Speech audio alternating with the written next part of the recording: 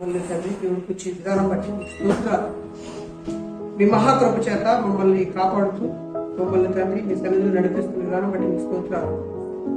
మీరు మాతో మాట్లాడుతున్న ప్రతి సత్యానికి మేము విలువనిచ్చే వారిగా, లోబడే వారిగా, విధేయత చూపగలిగే వారిగా ఉండుటకు మీ యొక్క ఆత్మతో నడిపించమని, సంపూర్ణమైన మీ చిత్తానికి అనుకూలమైన పాత్రలుగా మమ్మల్ని మలచమని వేడుకుంటూ ఈ ప్రార్థన క్రీస్తు నామమున అడుగుచున్నాము తండ్రి.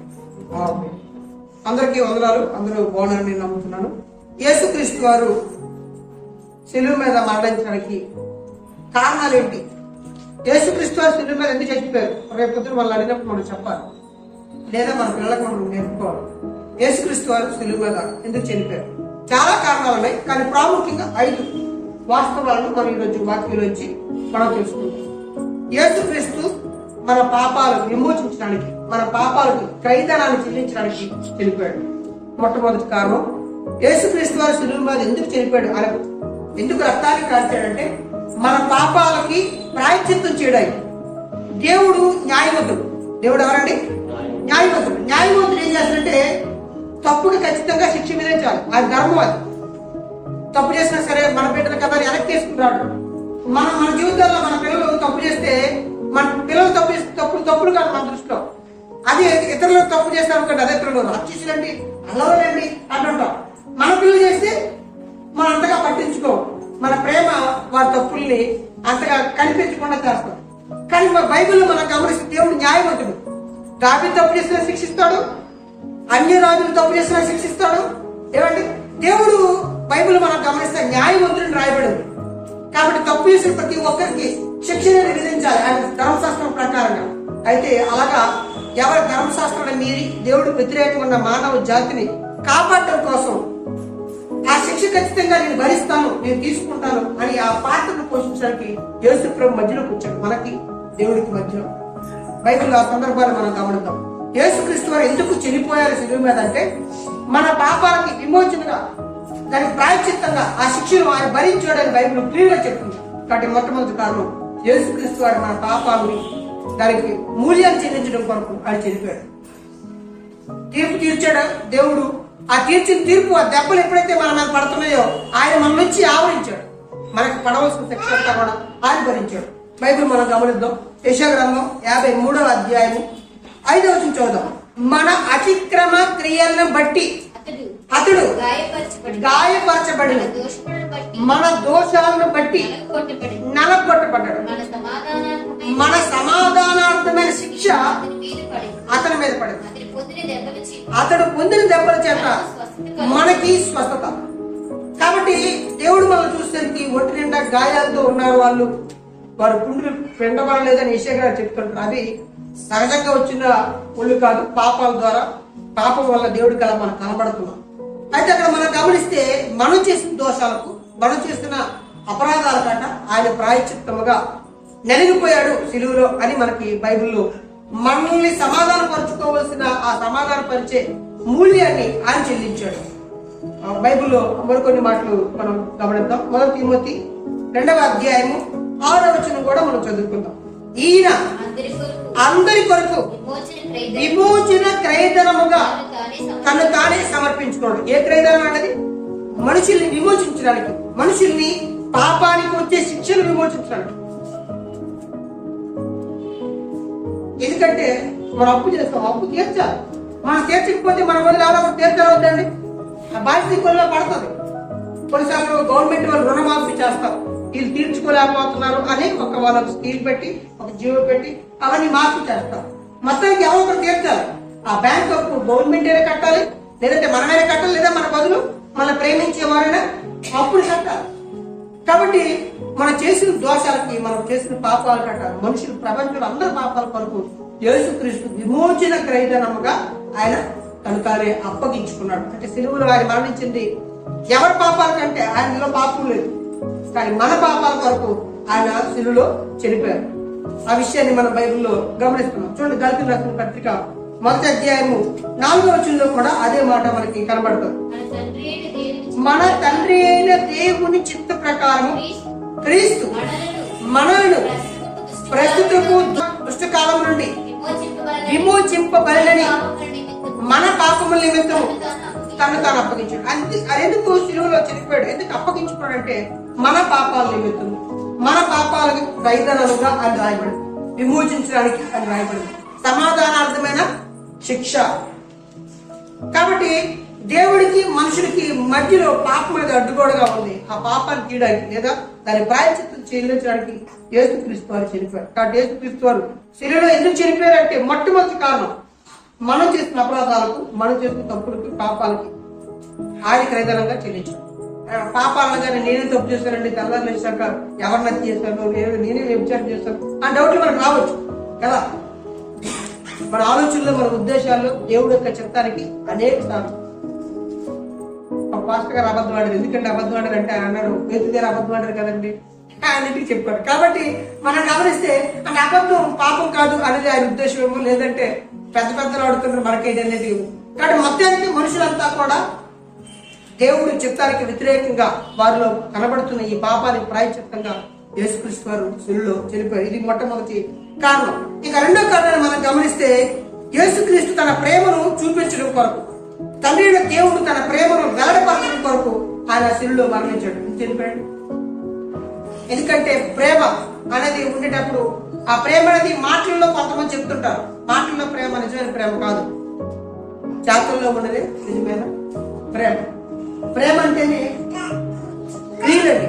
అందుకే నోటితో నాలుగుతో కాక మనం క్రియలతో ప్రేమించాలి అని మనకి యోహాను సువార్తలో, యోహాను పత్రికల్లో రాయబడింది. కాబట్టి ప్రేమ అనేది మాటలు చెప్పడం వల్ల ఉపయోగం లేదు. మాటలు చెప్తే కడుపులు నిండిపో, మాటలతో చెప్తే వారి అవసరాలు తీరిపో. ప్రేమ అంటేనే అక్కలో తీర్చడం, ప్రేమ అంటేనే వారి కోసం త్యాగం అవ్వడం. కాబట్టి దేవుడు తన ప్రేమను వెల్లడపరచాలి, చూపించాలి అనుకోవడం. మనకి యేసుక్రీస్తు తన ప్రేమను మనకి వెల్లడపరచడం అనుకోవడం. ఆయన ఎంత ప్రేమిస్తున్నాడో మనం తెలియడం కోసం ఆయన శిలువలో మరణించాడు. బైబిల్లో ఆ మాటలు మనం గమనిద్దాం. 3:16 యోహాను సువార్త. నిజంగా యోహాను సువార్త 3:16 బైబిల్ అంతటికి కూడా ప్రాణం లాంటిది. ఈ ఒక్క వచనం బైబిల్ అంతటికి కూడా ప్రాణం లాంటిది. ఒకవేళ ఈ మాటకు తాగిన సారాంశం కానీ బైబిల్ లేకపోతే బైబిల్ని ప్రపంచం విస్తరించేది కాలేదు. ఈ మాటలోని మీరు బైబిల్ని ప్రేమ సందేశం అని కూడా అంటారు. బైబిల్ ఏమంటారు? ప్రేమ సందేశం. దేవుడి యొక్క ప్రేమ ప్రపంచానికి విస్తరింపజేయడానికి. అందుకనే ఈ మాట మనకు బాగా తెలియవలసిన మాట. బైబిల్ ప్రాణం లాంటిది. యోహాను సువార్త కూడా ప్రాణం లాంటిది. ఈ యొక్క వచనం 3:16 యోహాను సువార్త. దేవుడు లోకాన్ని ఎంతో ప్రేమించాడు. ఎంత ప్రేమ ఉంది అని తెలియాలంటే ఇగో ఈ మాట, ఈ సంగతి చూడండి అని చెప్తున్నాడు. ఏంటో సంగతి? దేవుడు లోకం ఎంతో ప్రేమించును కాగా తన అద్వితీయ కుమారుడైన పుట్టినవాడి యందు విశ్వాసం వచ్చి ప్రతివాడు నశింపక నిత్య జీవం పొందినట్లు ఆయన అనుగ్రహించాడు. ఎందుకు ఎవరిని బలి చేశాడు? ఎవరిని స్త్రీలో ఎందుకు బలి చేశాడంటే ఆయన ప్రేమను చూపించడానికి. తండ్రి దేవుడు తన ప్రేమను ప్రపంచానికి చూపించలేదు. నాకు ఎంత ప్రేమ అంటే అందరికంటే అద్వితీయుడు, ఆయన లాంటి ఇంకొకరు లేడు, ఆయనతో సమానమైన ఇంకొకరు లేడు. అంత గొప్ప లోపం లేని యేసుక్రీస్తుని మీకోసం బలిస్తున్నాను, మీకోసం ఆయన్ని త్యాగం చేస్తున్నాను అంటే దేవుడి యొక్క తన ప్రేమను ప్రపంచం చూడాలి, తెలుసుకోవాలి అని తన ప్రేమను చూపించడం కోసం యేసుక్రీస్తు వారి బలి. అంతేకాదు బైబిల్లో మనం గమనిస్తే దేవుడు తత్వం ఏంటంటేనండి ఆయన ప్రేమించిన తత్వం. చూడండి, 1 యోహాను 4:8 16 మనం చదువుకున్నాం. దేవుడు ప్రేమించకుండా ఉండలేడు. ఎందుకంటే ఆయన ఏమై ఉన్నాడంటే ఆయన ప్రేమై ఉన్నాడని బైబిల్ చెప్తుంది. 1 యోహాను 4:8 16 మనం జాగ్రత్త. దేవుడు ప్రేమ స్వరూపి, ప్రేమ లేనివాడు. చూడండి, దేవుడు ప్రేమ స్వరూపం దగ్గర పుట్టినట్టు ఏమన్నా? దేవుడు ప్రేమే ఉన్నాడు. అసలు ప్రేమ అంటే ఎవరంటే దేవుడు అండి. దేవుడు ప్రేమ స్వరూపినాడు. ఆయనలో వచ్చిందే అమ్మ బిడ్డలు ప్రేమిస్తుందంటే ఆయన పెట్టిన లక్షణమే. సృష్టిలో జంతువులు వాటి పిల్లలు ప్రేమించగలిగే తత్వాన్ని ఆయన వచ్చింది. ప్రేమ లేకపోతే ఆయన ఎరగిన వాడు అని రాయబడేది. ఎవరైతే ప్రేమ కలిగి ఉంటాడో వాడు దేవుడిని కలిగి ఉన్నాడు అని రాయబడింది. అక్కడ ప్రేమ లేదు కానీ నేను మాత్రం సేవ చేస్తున్నాను, నేను అందరినీ ప్రేమిస్తున్నాను అని అంటే వాడు ప్రేమ లేనివాడు అని రాయబడింది. దేవుడు లేనివాడు అని రాయబడింది. కాబట్టి అక్కడ దేవుడు ప్రేమ స్వరూపి అని రాయబడింది. అంటే దేవుడు ప్రేమే ఉన్నాడు అని ఆ పుట్టినట్లో. అంటే ప్రేమ అంటే దేవుడు అంటే దేవుడు నీళ్ళు శాంతిగా ఉంటారు. దేవుడు ఉన్న భార్య భర్తలు నెమ్మదిగా ఉంటారు. దేవుడు ఉన్న ఇల్లు అంటే దేవుడు నిల్లు అంటే దేవుడు అంటే ఎవరు? దేవుడు అంటే ఎవరండి? ప్రేమ. దేవుడు అంటే ప్రేమ. ప్రేమకి ఈజీక్వల్ పెట్టి సమాంతరమైనది ఇంకోటి రాయాలంటే దేవుడు రాయాలి. దేవుడికి ఈజీక్వల్ రాసి ఆయనకు సమాంతరమైనది ఇంకొక విలువ రాయాలంటే ఎవరు రాయాలి? ప్రేమ. కాబట్టి నిజంగా దేవుడు నిల్లు బాగుంటుంది. దేవుడు అంటే ఎవరు? ప్రేమ. ప్రేమ నిల్లు బాగుంటుంది కాబట్టి ఆ ప్రేమ లేని ఇంట్లోనే లేదు కొన్ని నష్టాన్ని ఉంటాయి. పక్ష కార్పణ్యాలు, ఈర్ష్యాలు, ద్వేషాలు ఇవన్నీ కూడా రాజ్యం వెళ్తాయి. ఇవి సాతాను చోట అవన్నీ జరుగుతాయి. కాబట్టి మనం గమనిస్తే దేవుడు ప్రేమ ఉన్నాడు, దేవుడు ప్రేమాస్వరూపి ఉన్నాడు. కాబట్టి ప్రేమ కలిగి ఉండాలి. ఎందుకంటే నువ్వు దేవుడిని కలిగి ఉన్నావా అన్నానికి అదే సూచన. చోట 16 కూడా చదువుతారా? మన దేవుడికున్న ప్రేమ మనం ఎరిగిన వారమై దాన్ని నమ్ముకుని ఉన్నాం. దేవుడు ప్రేమాస్వరూపి ఉన్నాడు కనుక ప్రేమ యందు నిలిచి ఉండేవాడు దేవుడు యందు నిలిచి ఉన్నాడు.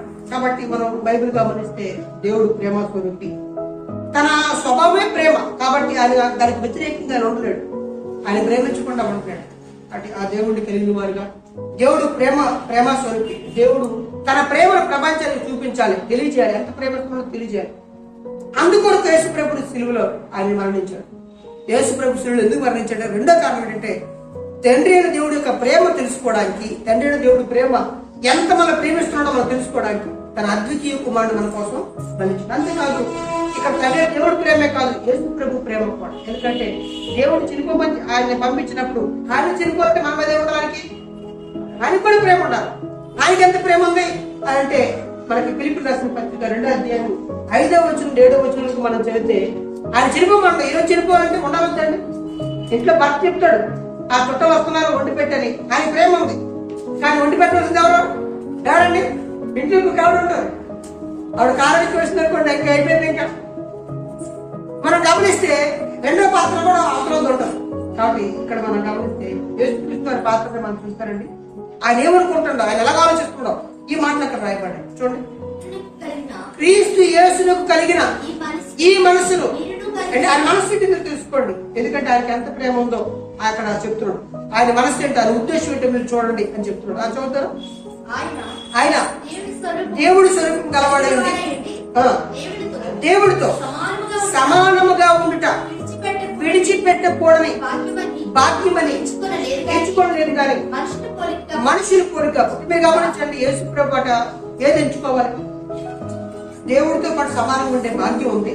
ఇది వదిలిపెట్టి భూమి మీదకి వెళ్ళాలా వద్దా?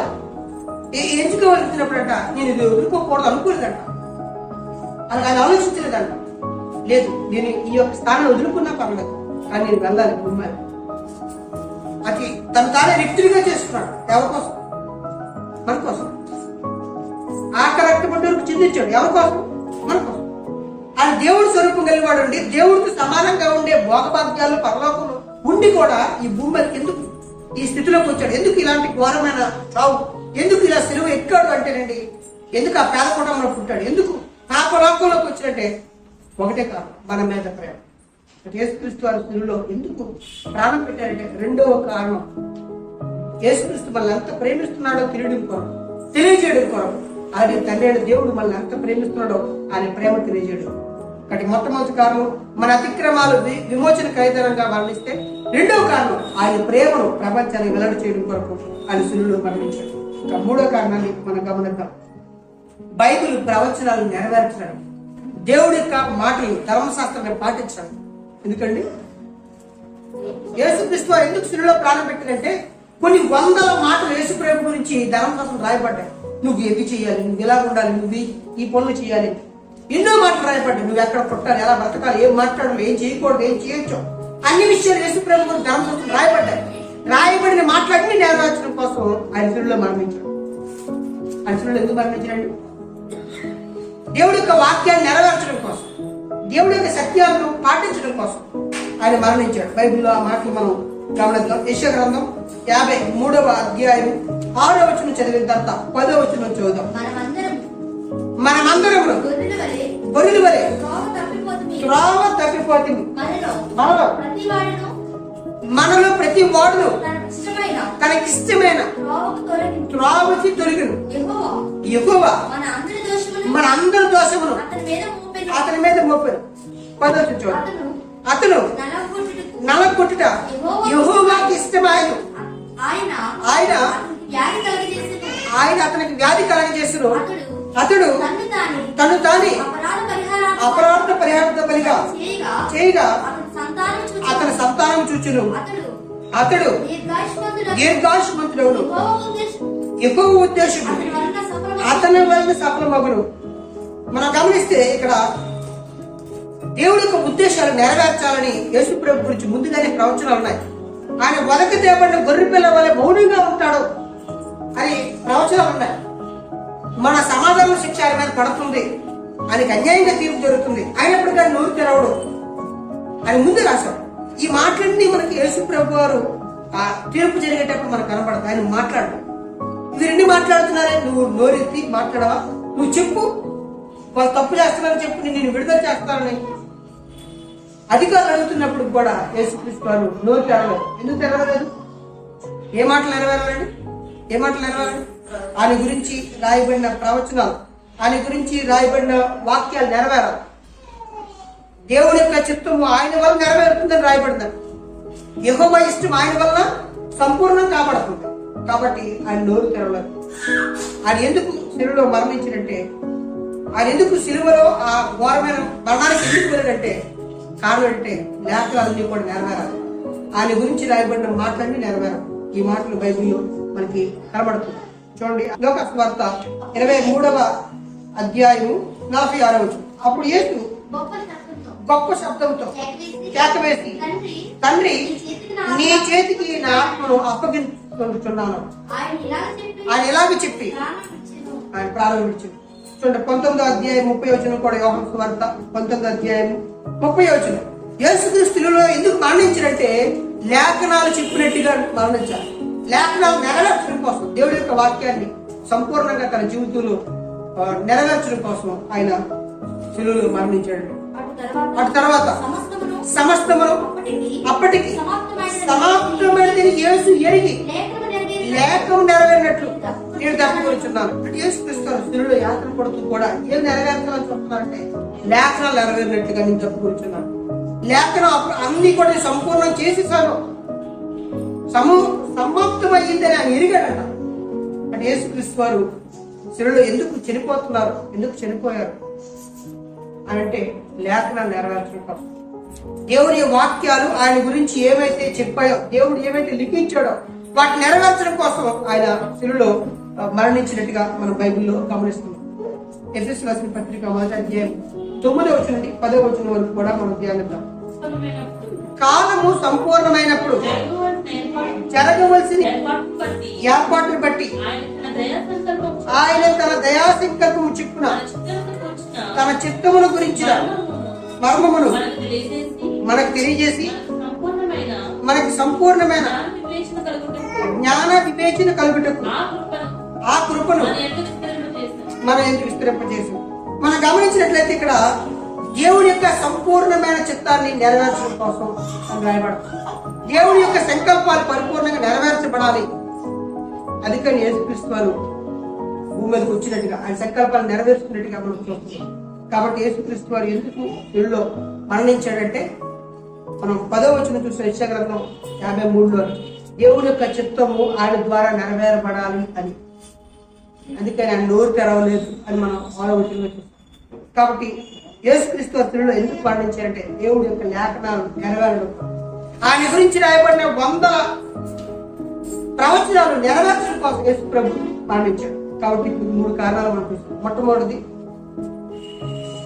మన పాపాల కోసం, మన అతిక్రమాల కోసం ఆయన ప్రాయశ్చిత్తం చెల్లించడం కోసం అని చూస్తాం. రెండోది దేవుడి ప్రేమను, యేసుక్రీస్తు ప్రేమను ఈ ప్రపంచం గుర్తిరడానికి, తెలుసుకోవడానికి, ఆయన ప్రేమను వెల్లపరచడానికి ఆయన మరణించడానికి. మూడో విషయాన్ని దేవుడి యొక్క లేఖనాలు, ధర్మశాస్త్రాలు, ఆయన గురించి రాయబడిన ప్రవచనాలు నెరవేర్చడం కోసం ఆయన మరణించాడని చూసాం. నాలుగో విషయాన్ని మనం గమనిస్తే దేవుని యొక్క చిత్తం సంపూర్ణంగా విధేయత పాటించడం కోసం ఆయన మరణించాడు. దీనికోసం అంటే దేవుని యొక్క చిత్తం ప్రకారం ఎవరు బతకలేవండి, ఎవరు జీవించలేవండి, దేవుడు చెప్పినట్టుగా మనం జీవించలేమని ప్రపంచం అనుకుంటుంది. ఈ లోకం అంతా అనుకుంటుంది నీతిగా బతకలేమండి, దేవుడు చెప్పినట్టు ఎవరు బతకగలరండి, ఎవరు బతకాలండి అని అడుగుతున్నారు.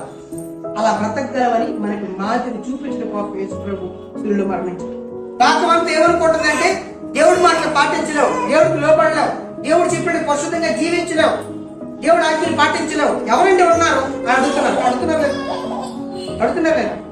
దేవుడు చెప్పిన మాటలు పాటించగలం, దేవుడు చెప్పినట్టుగా జీవించగలం, ఈ లోకంలో నీతిగా పరిశుద్ధంగా జీవించగలం, దేవుడి యొక్క సంపూర్ణ చిత్తంలోకి మనం వెళ్ళగలం అని మనకు చూపించడం కొరకు, మనల్ని బలపరచడం కోసం, మనకి మాదిరిగా ఉండడం కోసం యేసు ప్రభు శిలువలో చనిపోయాడు. బైబిల్ వచ్చి ఆ సత్యాలు గమనిద్దాం. మత్తయి సువార్త 20వ అధ్యాయం 28వ వచనంలో మొట్టమొదటి భాగాన్ని మనం చూద్దాం. యేసుక్రీస్తు వారు ఎందుకు శిలువలో మరణించారంటే దేవుని యొక్క చిత్తాన్ని మనం సంపూర్ణంగా మన జీవితాల్లో నెరవేర్చగలమని, మనకి మాదిరి ఉండడం కోసం, మనకి ఒక ఎగ్జాంపుల్ గా ఉండడం కోసం ఆయన శిలువలో మరణించాడు. అలాగే మనిషి కుమారుడు పరిచారం చేయించుకుంటూ రాలేదు కానీ పరిచారం చేయుటకు వచ్చాడు. అంటే యేసుక్రీస్తు వారు ఎందుకు వచ్చారు భూమి మీద, ఎందుకు ఆయన శిలువలో మరణించినట్టండి? ఈ ప్రపంచానికి కొత్త విషయం నేర్పాలనుకున్నాను. నేను దేవుడి కుమారుడు, దేవుడిని అయినప్పుడు కూడా నేను మీ చేత సేవ చేయించుకోను, నేనే మీకు సేవ చేస్తాను. సేవ చేయడం కొరకు నేను వచ్చాను. లోకంలో అప్పటి వరకు తెలియని కొత్త విషయాలు.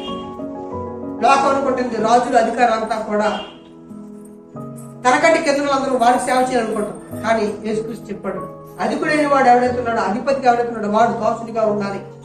మీలో గొప్పవాడిగా ఎవరు ఉండాలనుకుంటాడు, అందరికంటే దాసుడిగా ఉండాలి. నేను కూడా అందుకే వచ్చాను అని చెప్తాను. బైబిల్లో మనం మరో కొన్ని సందర్భాలు గమనిద్దాం. మత్తయి సువార్త 16వ అధ్యాయం 24వ వచనం కూడా చూద్దాం. అప్పుడు యేసు తన శిష్యులను చూచి ఎవడేడు నన్ను వెంబడింప కోరిన తను తాను ఉపేక్షించుకొని తన సిలువను ఎత్తుకొని దాన్ని వెంబడించుకోవాలి. ఇది సాధ్యమండి, ఇది సాధ్యమని యేసు ప్రభు చూపించాడు. తను తాను ఉపేక్షించుకోవాలి. నువ్వు దేవుడి బిడ్డగా ఉండాలంటే ఇది ఎవరు చేయగలరంటే మనం అనుకోవచ్చు. యేసు ప్రభు చేశాడు. తను తాను రిక్తుడిగా చేసుకోండు అని రాయబడి తన ఇష్టాలన్నీ చంపుకున్న వాడిగా మనకు యేసుక్రీస్తు కనబడుతున్నాడు. కాబట్టి ఈ లోకంలో ఎవరు భక్తిగా ఉండగలరండి, ఎవరు సోదరులు సాధించగలరండి, లోపడగలరండి, విజయాన్ని చేరగలరండి ప్రపంచం అనుకుంటారు. కానీ లేదు, నువ్వు ఉండగలవు అని బైబిల్ చెప్తుంది. అందుకనే యేసుక్రీస్తు వారి గురించి మనం ఎలా ఉండాలో మనం రోల్ మోడల్ గా ఆయన మనం చూడొచ్చు. 1 పేతురు 2వ అధ్యాయం 21వ వచనం చూద్దాం. క్రీస్తు కూడా మీ కొరకు బాధపడి మనము తన అడుగు జాడలందు నడుచుకున్నట్టు అండి. ఆయన ఎవరికి మాదిరి అండి? మనకి మాదిరి. ఆయనలాగా ఉండాలి, ఆయనలాగా ఉండాలి. ఎలా ఉన్నాడు ఆయన? ఆయన మీద ముఖం మీద ఉమ్ములు వేశారు, అయినా సరే వారి మీద కక్ష పెట్టుకోలేదు. ఆయన్ని సిలువేసి ఘోరంగా చంపుతున్నారు. వీరు తెలియక చేస్తున్నారు. వీళ్ళు అసలు నేను ఎవరో వాళ్ళు తెలియట్లేదు, వాళ్ళు ఏం చేస్తున్నారో వాళ్ళు తెలియట్లేదు, వారు ఏ పరిస్థితుల్లో వాళ్ళు తెలియట్లేదు. వీరేం చేస్తున్నారు వీరు తెలియదు కనుక నేను క్షమించు. నిజంగానే ఎంత గొప్ప ఉన్నతమైన భావాలు తీసుకున్నాడు. నిజంగా అది మన మధురి అర్థం కాని స్థాయిలో ఆయన జీవించాడు. అలా జీవించడానికి కారణం ఏంటి అని అంటే మనకి ఎగ్జాంపుల్ ఉండడం కోసం, మనకి మాదిరి ఉండడం కోసం. ఎవరికి మాదిరి అండి? నిజంగా అలా ప్రేమించగలవా, నిజంగా క్షమించగలవా? ఆయన క్షమించాడు. ఆయన నీకు మాదిరి, ఆయన మనకు మాదిరి అని బైబిల్ చెప్తుంది. చూడండి హెబ్రీయుల పత్రిక 2వ అధ్యాయం 18 చూద్దాం. తాను శోధించబడి శ్రమ పొందిన కనుక శోధింపబడి వారికి సహాయం చేయగలవాడే ఉన్నాడు. చూడండి హెబ్రీ 4వ అధ్యాయం 15వ వచనం కూడా అలాంటి మాట రాయబడింది. కాబట్టి అన్ని విషయాలు శోధించబడ్డాడు, అయినప్పటికీ ఆయన పాపం చేయలేదు. ఆయనకు అన్ని అవకాశాలు కూడా ఉన్నప్పుడు కూడా పాపం చేయలేదు అని రాయబడి. చూడండి మన ప్రధాన యాజకుడు మన బలహీనతల యందు మనతో సహానుభవం లేనివాడు కాడు కానీ సమస్త విషయంలో మనవల్ని శోధింపడను ఆయన పాపము లేనివాడుగా ఉన్నాడు. కాబట్టి నువ్వు ఆయన ఎగ్జాంపుల్ గా చూడు, నువ్వు ఆయన మాదిరిగా పెట్టుకో అని దేవుడు చెప్తున్నాడు. కాబట్టి యేసుక్రీస్తు వారు ఎందుకు శిలువలో మరణించాడు, ఎందుకు అంత ఘోరమైన ఇబ్బందులకు వెళ్ళాడంటే మనకి మాదిరిగా ఉండడం కోసం. అందుకనే బైబిల్లో మనకి మాదిరిగా ఉండాల్సింది యేసుక్రీస్తు వారు. అందుకనే ఆ సులువుగా చిక్కులు పెట్టి పాపాన్ని విడిచిపెట్టి మనం గురిగా ఎవరు చూడాలి? యేసు ప్రభుని చూడాలి. యేసు ప్రభు మనం ఎందుకు చూడాలంటే ఆయన మనకి ఎగ్జాంపుల్. నువ్వు సంపూర్ణంగా దేవుడు చిత్తానికి లోబడాలి అనుకునేటప్పుడు ఎవరు చూడాలి? పేతురు గారిని, ఏమంటే మధ్య మధ్యలో కింద పడిపోయే స్వామి గారిని, తర్వాత నిలబడిన వాళ్ళని కాదు, సంపూర్ణంగా ఉన్న యేసుక్రీస్తు వారిని చూడాలి. దేవుడి యొక్క చిత్తం సంపూర్ణంగా ఆయన జీవితం నెరవేర్చాడు. అందుకనే దేవుడు కోరుకుంటుంది కూడా మనం ఎవరి స్వరూపంలోకి రావాలని కోరుకుంటున్నాడు? అబ్రహాం స్వరూపంలోకి, దావీదు స్వరూపంలోకి కాదు, క్రీస్తు స్వరూపం ఏర్పడి వరకు నాకు ప్రసన్న వేదన కలిగింది. క్రీస్తుల సంపూర్ణత్వం మనం సంపాదించుకోవాలి అని బైబిల్ చెప్తుంది. కాబట్టి యేసుక్రీస్తు వారు సంపూర్ణంగా దేవుడి చిత్తానికి 100% లోబడి జీవించాడు, నెరవేర్చాడు. అలా నెరవేర్చగలము, ఆయన్ని వెంబడించాలి అన్న విషయం ప్రపంచానికి నేర్పించడం కోసం ఆయన పిలువలో మరణించాడు. ఆయన అన్ని విషయాలు శోధించబడ్డా ఆయన పాపము చేయలేదు. ఎవరున్నారండి పాపం చేయకుండా? ఉండలేవండి అంటున్నారు. తప్పు. ఎవరు చూపించాలి? ఎవరు చూడాలి? మనం అంటే ఏసుప్రభు అప్పుడు తర్వాత ఎవరండి అని మనం అడగచ్చు. ఉన్నారు. పౌలు గారు ఏం చెప్పారు? నేను క్రీస్తు పోలు నడుచుకుంటున్నాను, మీరు ఇప్పుడు నన్ను పోలు నడుచుకోండి అని చెప్పారు. ఎవరు పోలి? పౌలు గారు మాట్లాడుతూ యేసుప్రభు పోలు నడుచుకోండి అని చెప్పలేదు. అక్కడ మీరు గమనించారు లేదు? 1 కొరింథీ 11:1 నేను క్రీస్తును పోలి నడుచుకున్న చిన్న ప్రకారము మీరు నన్ను పోలి నడుచుకోండి. ఎవరు పోలి? ఇప్పుడు పౌలు గారిని పోలి నడుచుకోవాలా, యేసుక్రీస్తుని పోలి నడుచుకోవాలా? పౌలు గారిని పోలి నడుచుకుని తప్పే లేదు. ఎందుకని ఈయన 100% ఎవరు ఫాలో అవుతున్నాడు? క్రీస్తుని ఫాలో అవుతున్నాడు. అంటే మనం ఫాలో అవ్వగలమా? అవలేమండి అని చెప్పాలి. అది సాధన చేస్తే ఆలోచన. ఎందుకంటే యేసుక్రీస్తు వారు మనుషులకి మాదిరిగా ఉండడం కోసం ఆయన చెప్పాడు. మనుషులకి దేవుడి చిత్తాన్ని సంపూర్ణంగా ఎలా నెరవేర్చాలో చూపించాడు ఆయన. అన్ని విషయాలు శోధనలు వచ్చినప్పటికీ పాపం చేయకుండా ఎలా ఉండగలమో ఆయన చూపించాడు. మనం చేయమని చెప్తున్నాడు. కాబట్టి మనం చేయగలమని, దేవుడి చిత్తాన్ని నెరవేర్చగలమని యేసుక్రీస్తు వారు మనకి ఎగ్జాంపుల్గా ఉండడం కోసం ఆయన పిలువలో మరణించాడు. అందుకే పౌలు అంటున్నాడు, నేను క్రీస్తుని పోలు నడుచుకుంటున్నాను, మీరు కూడా నన్ను పోలు నడుచుకోండి అని చెప్పగలిగే స్థాయికి మనం వెళ్ళాలి. మన అందరిలో కూడా కొన్ని క్వాలిటీస్ ఉంటాయి. కొంతమంది నిజాయితీ ఎక్కువ ఉంటుంది, కొంతమందికి ప్రేమ ఉంటుంది, కొంతమందికి దేవుడి సేవాభారం ఉంటుంది, కొంతమందికి ప్రార్థన ఉంటుంది. ఇలాగ అనేక తలంతులు మనలో ఉన్నాయి. కానీ కొన్ని ఉండవు. అలాగే ప్రపంచంలో అన్ని సంఘాలు, ఏ సంఘం కూడా నెంబర్ 1 కాదండి. మీకు తెలుసు. కొంతమంది మా సంఘమే గొప్ప అంటారు. ఏమంటారు? పర్ఫెక్ట్ గా ఏ సంఘం కూడా లేదండి. తెలుసు ప్రపంచంలో భూమి మీద 100% దేవుడు అనుకునేట్టుగా ఏ సంఘం లేదు. ప్రపంచం ఏ సంఘం కూడా. అలాగే దేవుడు అనుకునే 100% ఏ మనిషి కూడా లేదు. అలాగే 100% వేస్ట్ కూడా లేదు. ఓకేనంటే మీకు అర్థమవుతుందా? 100% ఈ సంఘం వేస్ట్ అనే వీలు లేదు. వాళ్ళలో ఖచ్చితంగా ఏదో ఒక మంచిది ఉంటుంది, కొన్ని లోపాలు ఉండొచ్చు. ఆ లోపల 1, 2 అది మనకు తెలియదు. అది పరిశీలనలో తేలుతుంది. దేవుడి పరిశీలనలో 100% మనిషి దేవుడు అనుకునేవి లేవు. యేసుక్రీస్తు అక్కడే ఉన్నాడు. అలా ఉండడానికి మనం ప్రయత్నించుకుంటూ వెళ్ళేటప్పుడు దేవుడి ఆత్మ, దేవుడి వాక్యం మన సంపూర్ణ స్థితిలో నడిపిస్తాడు. అలాగే ప్రతి సంఘం కూడా దేవుడిలో సంపూర్ణంగా ఆయన మరుచుకున్నాడు, ఆయన నడిపించుకున్నాడు. కాబట్టి మనం గమనిస్తే, లేదు నేను నెంబర్ 1 గా ఉన్నాను అని చెప్పడానికి ఏ మనిషికి అధికారం అలా చెప్పారంటే అర్థం ఏంటంటే వాళ్ళ జ్ఞానం తక్కువైందా. లేదంటే వాళ్ళ సంఘం నెంబర్ 1 అండి అని చెప్పారంటే అర్థం ఏంటంటే వాళ్ళకి అన్ని విషయాలు తెలియదు. ఆ నూతిలో బాగుండు కప్పల్లాగా ఇదే ప్రపంచం, ఇదే గొప్ప అనుకునేవారు అని మనకు అర్థం కాదు. ప్రపంచం ఏ మనిషి 100% సంపూర్ణంగా లేడు. అలాగే ఏ మనిషి 100% చెడ్డవాడు కాదు. అలాగే సంఘం కూడా నెంబర్ 1 కాదు. మీకు తెలుసు తెలీదు, రోమన్ క్యాథలిక్ చర్చ్ విగ్రహాలు చేస్తారు. కానీ బైబిల్లో కొన్ని మాటలు నిర్వహిస్తారు. ఏంటి? అనాథ పిల్లల ఆశ్రమాలు కడతారు కదా. బైబిల్లో ఉందా లేదా అనాథ ఆశ్రమాలు పెట్టాలని, విధవరాలు సాయం చేయాలని ఉందా లేదా? మిగిలిన సంఘాలు చేస్తున్నాయా? మిగిలిన సంస్థలు చేస్తున్నాయండి. విగ్రహాలు తక్కువ అయితే నేను దగ్గర అవుతాను. కానీ ఎన్ని స్కూల్ కట్టారు, ఎన్ని హాస్పిటల్ కట్టారు కదా. అట్లా ఎన్ని అనాథాశ్రమాలు ఉన్నాయి, ఎన్ని లెపర్సీ కాలనీలు ఉన్నాయి, వాళ్ళు కట్టింది. అందులో వచ్చినప్పుడు మనకు తెలుసు. పేదలను ఆదరించాలి, వాళ్ళు సాయం చేయాలి, కుష్ఠరోగులు ఆదరించాలి, మాట్లాడి బైబిల్ అలా పాటిస్తున్నాం. కానీ విగ్రహాలు చేయకూడదు. కానీ చాలా దారుణం విగ్రహం చేయాలి. యేసు ప్రభువు కాకుండా మరి ఏమైనా పూజిస్తాం, తప్పే. కానీ బైబిల్ కొన్ని మాటలు వాళ్ళు పాటిస్తున్నారు. మనం విగ్రహాలను చేయట్లేదు. కానీ అనాథకులు లాస్ట్ చేస్తున్నామా? విధవాళ్ళకి అందరూ సాయం చేస్తున్నాం, మరి ఏమైనా ఫంక్షన్ ఇస్తున్నామా? చెయ్యగలుగుతారు. అక్రమంలో లోపం ఉంది. ఏం చేస్తుంది? ఎప్పుడో సంస్థ భోజనం ఆడుతుంది, అది వేరు. కానీ సంపూర్ణ మన ఆజ్ఞ మనం నెరవేర్చు. అలా ప్రతి సంస్థలో కూడా కొన్ని మంచి ఉంటాయి, కొన్ని లోపాలు ఉంటాయి. మనం గమనించుకుంటూ లోపాలను సర్దిద్దుకుంటూ మంచి వైపు దేవుడు చెప్పే సంపూర్ణ చిత్తంలోకి వెళ్ళాలి. నిజంగా ఏ సంస్థ కూడా, ఏ డినామినేషన్ కూడా నెంబర్ 1 కాదండి. కానీ ఒకప్పుడు నేను అనుకునేవాడిని, ఒక దాంట్లో ఉండేటప్పుడు మేమే ప్రపంచానికి గొప్ప అనుకునేవాడిని.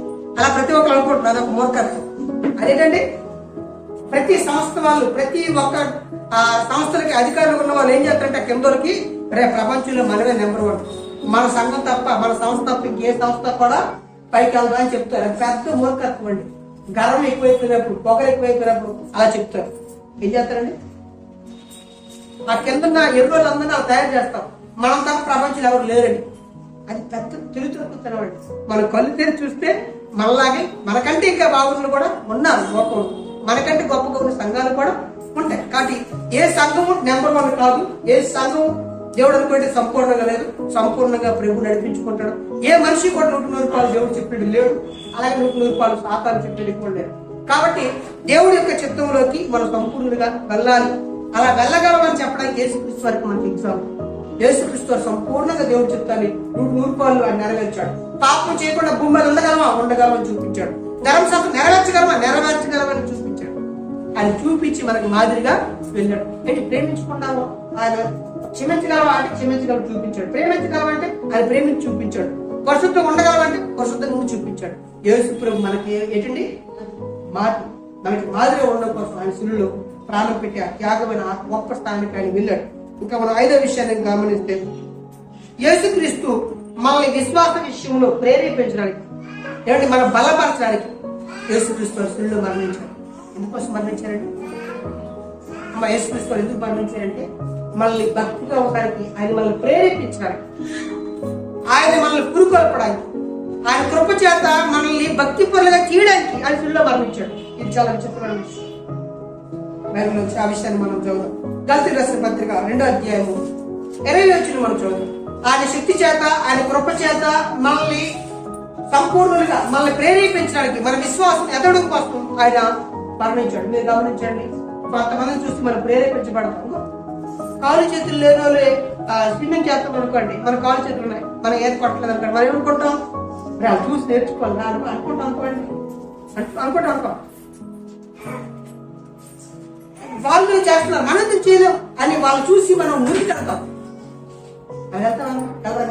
ఇప్పుడు చర్చిలో కొంతమంది ఎక్కువ ప్రార్థన చేస్తుంటారు. అప్పుడు ఏమనుకుంటాం, ఇంకా వీళ్ళని ప్రార్థన చేయాలి అనుకుంటారు కదా. ఆయన పని పట్టలేదంటే ఎక్కువ ప్రార్థన చేస్తారు అనుకుంటా, అలా కూడా అనుకుంటారు. చర్చిలో అందరికంటే ఒకరు ముందుకు వస్తారు, అంటే ప్రార్థన ముందే చేస్తుంటారు. అప్పుడు ఏమనుకోవాలి, నేను కూడా వాళ్ళగా ముందుగా చర్చికి రావాలి అనుకుంటాం. కానీ మనం అనుకుంటాం అది పని లేదండి, నాకు పని ఎక్కువ అండి అనుకుంటాం. అలా అనుకున్న ఎప్పుడు ముందుకెళ్ళారు, అది పెద్ద ప్రమాదం. ఓకే అండి. ఆ చర్చిలో అందరికంటే ఎక్కువ డబ్బులు ఎవరు ఇస్తున్నారు కానుక, వాళ్ళకి డబ్బులు ఎక్కువ పెడుతున్నారండి అనుకుంటారా? నేను కూడా వాళ్ళగా త్యాగమూర్తిగా ఉండాలనుకుంటారా? కొంతమంది ఎక్కువ స్వార్థకి, సేవకి ఎక్కువ వచ్చి కష్టపడుతుంటారు. వాళ్ళకంటే బరుబతి లేవు అందుకే అనుకుంటారా? లేదా నేను కూడా వాళ్ళగా వెళ్ళాలనుకుంటారా? ఇలాగ అనుకునే వాళ్ళు ఉంటారు, ఇలా అనుకునే వాళ్ళు ఉంటారు. కాబట్టి ఇలా అనుకునే వాళ్ళు మాత్రం దయచేసి ఉండకండి. ఖచ్చితంగా వాళ్ళు చూసి మనం ప్రేరేపించబడాలి. మనం ప్రేరేపించబడాలని యేసు ప్రభు అంత త్యాగానికి వెళ్ళాడు. మన కృప చేత, ప్రేమ చేత మనం ముందుకు వెళ్ళాలి. ఆయన శక్తి ద్వారా మనం ముందుకు వెళ్ళాలి. అందుకని శిలువలో మరణించాడు, మనం ప్రేరేపించడం కోసం. అలా ప్రేరేపించబడిన ఒక వ్యక్తి చెప్తున్న మాటని మనం చూస్తున్నాం. అదే ఆ మాట గలతీ 2:20. నేను క్రీస్తు కూడా సిలువేయబడి ఉన్నాను, ఎక్కడో జీవించేవాడు నేను కాదు. ఇది ఫిక్స్ అయిపోయింది. ఈయన ఏమంటున్నాడంటే, యేసు ప్రభు నా కోసం చచ్చిపోవడం ఏంటి? పౌలు గారి యొక్క ఉద్దేశం ఏంటంటే, పాపుల్లో ప్రధాన పాపిని నన్ను క్షమించడం ఏంటి? నేను ఎంత ఘోర పాపిని, నా కోసం చచ్చిపోవడం ఏంటి? అంత ప్రేమానికి అంత త్యాగమా? అయితే ఇక్కడ నేను నా కోసం జీవించను. ఇక్కడ నాలో జీవించేవాడు ఎవరండి? అంటే క్రీస్తు యొక్క త్యాగం ఎవరిని ప్రేరేపించింది? పౌలు గారిని ప్రేరేపించింది. పౌలు గారు దానికి లోబడ్డాడు. మీరు తెలిసిన హిట్లర్ అనే ఒకడు జర్మనీ నియంత, వాడు ప్రసంగం చేస్తారట, మనుషులు ఎంత పైలోకి వచ్చారట, అవతలవాడి చేతిలో తుపాకీ ఉన్నా సరే, శత్రువు చేతిలో, వీడు చెప్పిన మెసేజ్, వీడు చెప్పిన మాటలకి, వీడి చేతిలో తుపాకీ లేకపోయినా, కత్తి లేకపోయినా, అవతల శత్రువు చేతిలోకి వెళ్ళి కత్తి లేకపోయినా ఆడిని చంపేసే అంత విపరీతంగా రెచ్చగొట్టేవాడు ప్రసంగాలు. హిట్లర్ అనేవాడు జర్మనీ నియంత. వాడు ప్రపంచాన్ని పరిపాలించాలనేసి ఆ దుప్పటి ప్రపంచ మ్యాప్ దుప్పటి చేస్తున్నట్టు పడుకునేవాడు. చాలా భయంకరుడు. రెండో ప్రపంచ యుద్ధానికి వాడు కారకుడు. వాడు అంతగా రెచ్చిపట్టాడట, మాటలతో ప్రేరేపించాడు. ఆ ప్రేరేపణ చాలా మంది లోపడ్డారు. సరే, యేసు ప్రభు ప్రేరేపణకు ఎవరు లోపడ్డారు? ఇక్కడ ఎవరు లోపడ్డారమ్మా? పౌలు గారు లోపడ్డారు. మరి మనం చూద్దాం, మనం ఇంకో మాట చూద్దాం. 2 కొరింథీ 5వ అధ్యాయం 13 నుండి 16 వరకు ఒక అద్భుతమైన విషయాలు ఉన్నాయండి. యాలయనగా మేము వెలివారి మైతిమా. ఏంటి, ఎవరి కోసం ఎదురు అయిపోయాడండి? అదైపోతారా? అవుతామండి మనం. ఏంటో ఇల్లు వాసి సంపాదించుకోకుండా డబ్బు కూడబెట్టుకోకుండా దేవుడు చెప్పి ఊరి మీద తిరుగుతున్నాడు ఈ పౌలు అనుకున్నట్ట. వాళ్ళందరి దృష్టిలో పౌలు గారు ఎవరు? ఎదుడైపోయాడు. మనం దేవుడి కోసం బాగా బతుకోవడానికి మళ్ళీ కూడా ఎదురు అనుకుంటున్నాం కూడా. యేసు ప్రభుని కూడా ఇంట్లో వాళ్ళు పిచ్చోడు కూడా అనుకున్నారు. మీకు మార్క్స్ వార్త 3వ అధ్యాయం 4వ అధ్యాయం 21వ వచనంలో ఉంటారు. ఆయన మత్స్యలించిందని పట్టుకోవాలని ఆ ఇంటి వారు ప్రయత్నించాడు. కానీ నిజంగా భక్తిపరులుగా మనం దేవుడి యొక్క చిత్తానికి వెళ్ళేటప్పుడు అండి అనుకుని ఉంటారు, లోకం అనుకుని ఉంటారు. పౌలు గారు అంటున్నారు, మమ్మల్ని మీరు ఎరువులు అనుకుంటున్నారా? ఎవరి నిమిత్తం అయ్యా మీ ఎరువులవి? నిజంగా దేవుడు సత్యాలు పాటించినప్పుడు అనుకుంటారు. అందుకని సువార్తని వెర్రితనం చేత వారు రక్షించడం దేవుడు చిత్తమై ఉంది అని రాయబడదు. వాళ్ళు అనుకుంటారు వెర్రితనం అని. కాదు, శాశ్వతమైనది ఏంటో సత్యం ఏంటో నేను వెర్రివారం అయితేమా ఎవరి నిమిత్తమో? దేవుడి నిమిత్తమయ్యా. స్వస్థ బుద్ధి గల వారం అయితేమా మీ నిమిత్తం. కొంతమంది అనుకుంటారంటారు నిజమైన బుద్ధిదే, అసలు సరైన సత్యాలు ఇదే కొంతమంది అనుకుంటారు. ఓకే, మేము స్వస్థ బుద్ధి గల వారం అయితేమా మీకోసమే అంటాడు. కొంతమంది అర్థం చేసుకున్నారంట. ఇంకా క్రీస్తు ప్రేమ మమ్మల్ని బలవంతము చేయించును. ఎలాగనగా అందరి కొరకు, ఒక మృతి పొందిన కొరక అందరూ మృతి పొందిన వారి నిమిత్తము జీవించి వారమైతే. మీరు గమనించండి, నువ్వు ఎందుకయ్యా విపరీతంగా కష్టపడుతున్నావు, సేవ చేస్తున్నావు, ప్రయాసపడుతున్నావు అని పౌలు గారు అడిగారు. ఎందుకంటే అపోస్తలులందరికంటే నేను ఎక్కువగా ప్రయాసపడమని చెప్తున్నాను. ఎందుకని నువ్వు అలా ప్రయాసపడుతున్నావు అంటే ఆయన ఎవరు బలవంతం చేస్తున్నారంట? యేసు ప్రభు ప్రేమ ఆయనలోకి వచ్చేసిందంట. చెయ్యకుండా ఉండలేకపోతుందంట సేవ. నువ్వు ఎందుకు విపరీతంగా ప్రాకులాడుతున్నావు దేవుడి కోసం అంటే ఆయనలోకి ఎవరి ప్రేమ వచ్చింది అంటే క్రీస్తు ప్రేమ, క్రీస్తు కృప, క్రీస్తు శక్తి మళ్ళీ ఏం చేస్తుందంటే భక్తిగా మనకి బలవంతం చేస్తుంటది. మళ్ళీ ఏం చేస్తున్నాయా? క్రీస్తు కృప నీలోకి వచ్చి అందరికంటే ముందుగా రావాలి, అందరికంటే నేను బాగా పాటలు పాడాలి, అందరికంటే నేను దేవుడి సేవ కార్యక్రమం ఉండాలి, నేను అందరికి నాకు కలిగింది పంచిపెట్టాలి, ప్రేమ చూపాలి, సేవ చేయాలి, దేవుడి చిత్తం జరిగించాలి. ఏమైనా ఎలాంటి ప్రేరేపణలు ఏమి వస్తున్నాయా అండి? వస్తున్నా లేదా?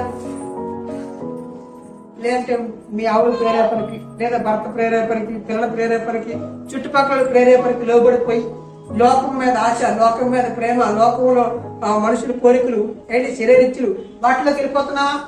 మళ్ళీ ఏ ప్రేమిస్తున్నా, ఏం మళ్ళీ బలవంతం చేస్తున్నా చెప్పండి. నేను బలవంతంగా చీటీ వేయించాలంటున్నాను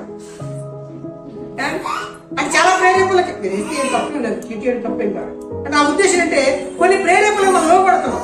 యేసు ప్రభు ప్రేమకు ఆ ప్రేరేపణకి మనం లోబడుతున్నావా? యేసు ప్రభు చూపిన కృప ఆయన త్యాగం మనల్ని ప్రేరేపిస్తుందా? మనం ప్రేరేపిస్తుందా? నేను ప్రేరేపించిందా? అయితే పౌలు గారిని మాత్రం ప్రేరేపించిందా? యేసు ప్రభు ఎందుకు ఆ శిలువలో చనిపోయాడంటే మనల్ని ప్రేరేపించడానికి, భక్తిగా ఉండడానికి, పరిశుద్ధంగా ఉండడానికి, దేవుడు సేవ చేయడానికి, మన భక్తిలో ఉండడానికి యేసు ప్రభు శిలువలో చనిపోయాడు. ఆఖరి రక్తపట్టు ఎందుకు కార్చి అంటే ఏమంటే మనకు 5 లీటర్లు ఉంటాయి, కనీసం కొనుక్కు చెప్పడానికి కార్చమ్మా దేవుడి కోసం అని చెప్పడం కోసం. కాబట్టి మనం బైబిల్ మనం గమనించినప్పుడు యేసు ప్రభు ఎందుకు శిలువలో మరణించినట్టే 5 కారణాలు చూసాం. ఆఖరిది ఆయన మనల్ని ప్రేరేపించడానికి, ఆయన మన సేవలో భక్తులు దేవుడి చిత్తాన్ని జరిగించడానికి, మనల్ని ప్రేరేపించడానికి ఆయన శిలువలో మరణించాడు. రెండోది 4వ విషయాన్ని మనం గమనించినప్పుడు సంపూర్ణమైన దేవుడి చిత్తాన్ని మనం జరిగించగలమని మనకి చూపించడానికి ఆయన శిలువలో మరణించాడని చూసాం. 3వ విషయాన్ని మనం గమనించినప్పుడు యేసు ప్రభు వారు దేవుడి యొక్క లేఖనాలు నెరవేర్చడం కోసం ఆయన మరణించాడు. ధర్మశాస్త్రాన్ని నెరవేర్చడం కోసం, దేవుడు ఆయన గురించి 100 ప్రవచనాలని నెరవేర్చడం కోసం ఆయన శిలువలో మరణించాడు అని చూసాం. రెండో విషయాన్ని దేవుడు ప్రేమ ప్రపంచానికి చూపించడం కోసం, యేసు ప్రభు మనల్ని ఎంత ప్రేమించాడో మనకు అర్థం కావడం కోసం ఆయన శిలువలో మరణించాడు అని చూసాం. మొట్టమొదటిది మన పాపాలకు క్రయధనంగా ఆయన మరణించాడు. శిలువలో ఎందుకు మరణించాడంటే మన పాపాల కోసం అని మనం బైబిల్లో గమనించాం. అటు యేసు క్రీస్తు వారు మన కోసం ఎందుకు శిలువలో మరణించినట్టే 5 ప్రాముఖ్యమైన విషయాలు చూస్తాం. కాబట్టి ఆయన ప్రేమ, ఆయన త్యాగాలు మనలో పనిచేసినప్పుడు నిజంగా దేవుడి చిత్తానికి లోబడతాం, దేవుడి చిత్తాన్ని జరిగిస్తాం. ఆయన బిడ్డలుగా ఆయన సారథ్యంలోకి ముందుకెళ్ళడానికి దేవుని ఆత్మ, దేవుని యొక్క వాక్యం మనం ప్రేరేపించి ముందుకు సంపూర్ణమైన స్థితిలో తీసుకెళ్ళండి. మనందరం అలా నడిపించబడాలని కోరుకుంటూ ప్రార్థన చేసుకుంటాం.